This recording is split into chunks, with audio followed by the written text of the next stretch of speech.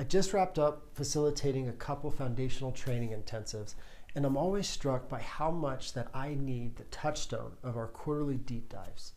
Training together never fails to show me something within me that needs a little tune-up, and this time was definitely no exception.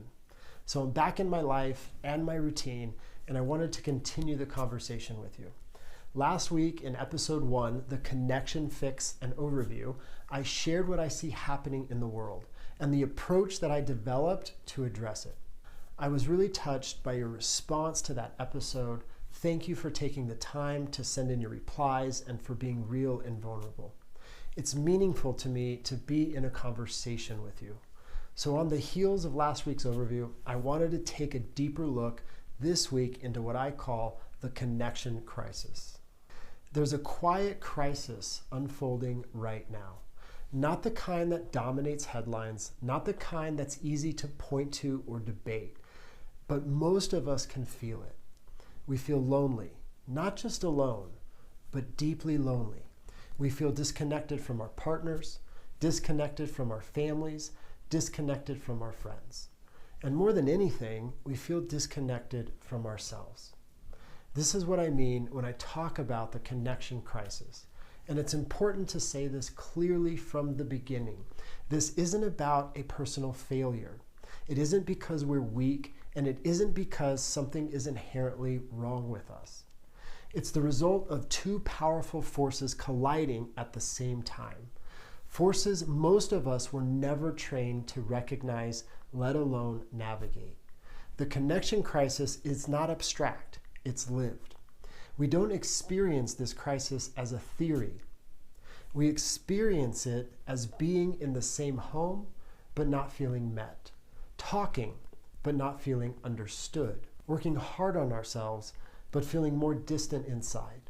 Being surrounded, but still feeling invisible. Carrying the quiet question, is this really all there is? That question doesn't usually arrive dramatically. It arrives slowly, through exhaustion, disillusionment, and emotional wear. And when we zoom out, we can see signs of relationship fracture everywhere. Divorce remains a significant feature of modern relational life. The Institute of Family Studies, IFS, reports that around 40 to 42% of first marriages are going to end in divorce. And here's an important nuance that often gets missed. While divorce rates in the US have declined somewhat over the last decade, marriage rates haven't risen to offset that shift. But what that tells us is something subtle but important. This isn't just about relationships ending more often. It's about fewer people entering or staying engaged in committed relational structures in the first place. In other words, the story isn't simply divorce. The deeper story is relational withdrawal. And withdrawal doesn't happen because people don't care. It happens when connection feels hard to sustain. When we don't know how to stay present, regulate ourselves, or repair when things get uncomfortable. This isn't about blame. It's not about capacity. Most of us were never taught how to stay connected when things get hard. We weren't taught how to regulate ourselves under pressure. We weren't taught how to repair after a rupture. So relationships don't just end, they erode over time. And that erosion is one of the clearest signals that the connection crisis isn't theoretical. It's relational, it's emotional, it's lived. The first force is what I call the defect dilemma. Somewhere along the way, many of us absorb the message that if our life isn't working, if our relationships are hard, if we feel anxious, depressed, reactive, or stuck, it must be because something is wrong with us. This isn't just a cultural perception, it's reflected in the data. A 2024 Fair Health analysis of billions of US health insurance claims found that the share of patients receiving mental health diagnosis increased by nearly 40% between 2019 and 2023, with anxiety and depression disorders among the most frequently diagnosed categories. Most people diagnosed can reflect reduced stigma and improved access to care, which are meaningful developments. But it also means that many of us are increasingly encouraged to locate our inner experience in external labels. So we go searching, we analyze ourselves, we label ourselves, we study our past like it holds the answer. And without realizing it, we start relating to ourselves like a problem that needs to be fixed. Instead of asking, what skill do we need to learn? We ask, what's wrong with me? That one question quietly reshapes our relationship with ourselves. Because once we see ourselves primarily through the lens of diagnosis or disorder, something essential erodes self-trust. We stop listening to our internal signals. We start outsourcing authority to labels, explanations, test results, and external interpretation. We may gain insight, but we don't necessarily gain capacity. And insight without capacity doesn't create connection. It often creates more distance. That's the defect dilemma. Force number 2 is the disconnect dilemma. At the same time, we're facing another reality, a widespread loss of connection. Loneliness has been formally identified as a public health issue. In a 2023 advisory, U.S. Surgeon General Dr. Vivek Murthy reported that roughly half of U.S. adults experience loneliness and emphasized that loneliness is associated with serious health risks, including cardiovascular disease, dementia, stroke, depression, anxiety, and premature mortality. But loneliness isn't just about being alone. It's about not feeling seen, not feeling known, not feeling met. And here's what makes this especially destabilizing. When we lose connection with others, we often lose connection with ourselves too. We numb, we distract, we overfunction, we shut down. And when we're disconnected internally, relationships become harder, not because we don't care, but because we don't know how to stay present when things get uncomfortable. This is where relationship fracture shows up most clearly, not as failure, but as overload. Two nervous systems without regulation skills can't hold connection for long. And when repair isn't available, rupture becomes the default. So relationships end, families fragment, and people withdraw. And then the defect dilemma returns. Why can't I make this work? Why do my relationships always feel so hard? These two forces begin reinforcing each other, quietly, steadily, over time. And that loop is the heart of the connection crisis. When we feel both alone and broken, we don't stay still. We reach, not because we're weak, because we're human. And that reaching tends to take one of two forms. One path is state management through screen. We scroll, we consume, we distract, we research ourselves.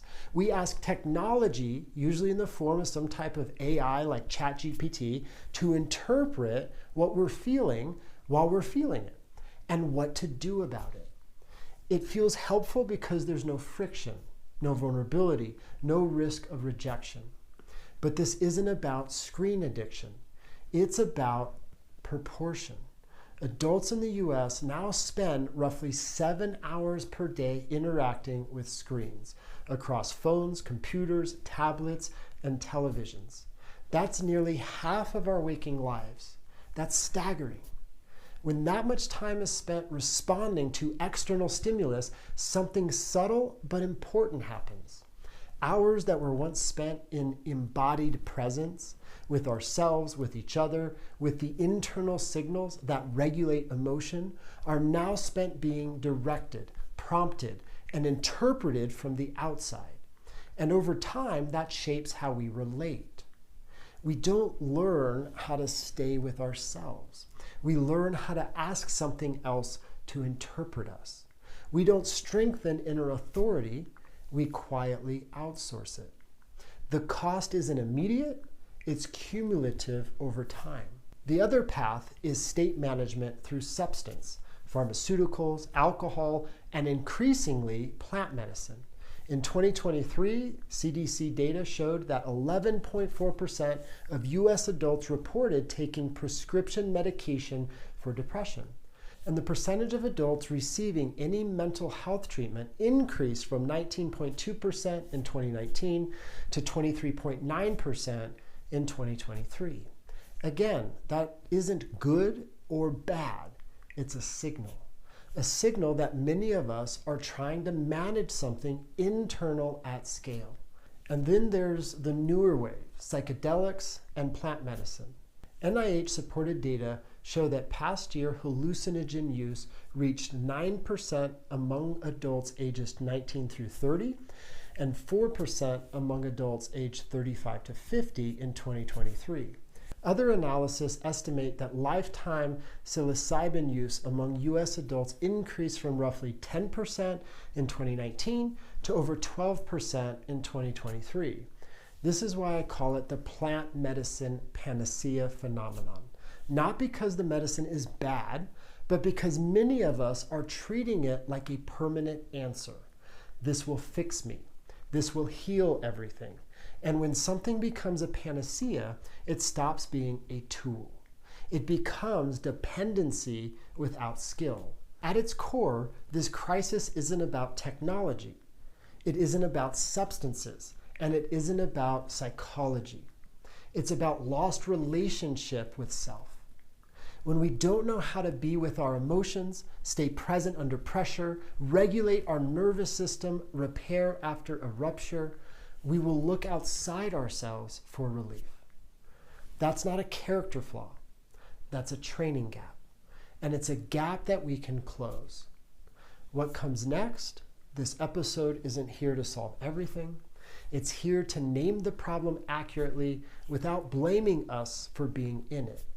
In the next episode of The Connection Fix, we're going to explore why emotion, not thought, has to come first, why managing our inner state through ourselves can change everything, and how to rebuild connection without numbing, bypassing, or outsourcing. But for now, I want to leave you with this. If we feel lonely, lost, disconnected, or broken, it doesn't mean that we are. It means we're living inside the connection crisis. And once something is named clearly, it can finally be addressed. I appreciated hearing from so many of you in response to last week's episode. And if you're willing to share, I'd love to learn which of these feels most present in your life right now. The defect dilemma or the disconnect dilemma. It can be as simple as commenting the word defect or the word disconnect, or if you're really feeling it, you can tell me more. If you enjoyed this video, I want to invite you to like it, to follow it, and please subscribe to be notified when the next video in this series drops. And if you're up for a Sunday morning read, you can subscribe to the Connection Fix newsletter at the link below. Thanks again for sharing some time with me. Have a great rest of your day, and I look forward to connecting with you again next week.